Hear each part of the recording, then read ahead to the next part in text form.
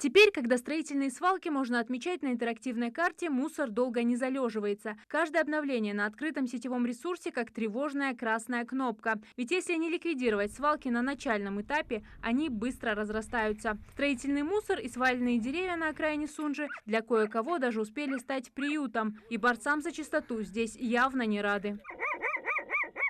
Реакция животного понятна. Мать пытается защитить щенят. Мужчины к такому повороту событий явно не были готовы. Ведь здесь главное тоже не навредить. Скорее всего, уберем вокруг, до конца его ликвидировать не будем, оставим там. Гнездо не будем трогать. Так как год экологии. Это не только свалки, но и животный мир.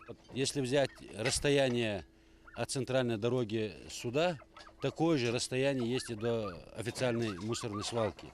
Вот удивительно, как это гражданин, который ее высыпал, это строительный мусор.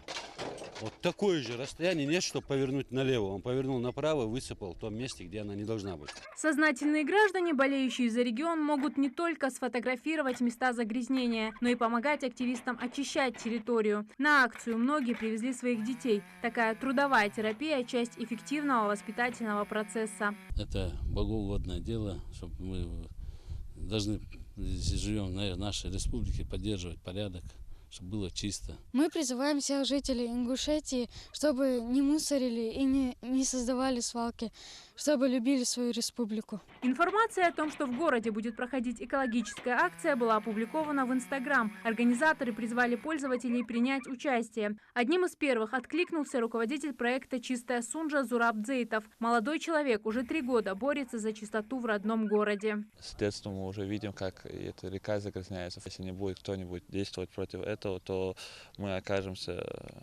в большой беде.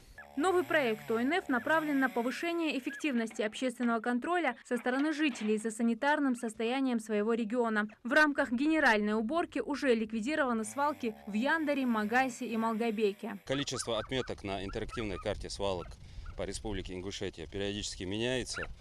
По мере их появления мы выезжаем, осматриваем, либо подтверждаем.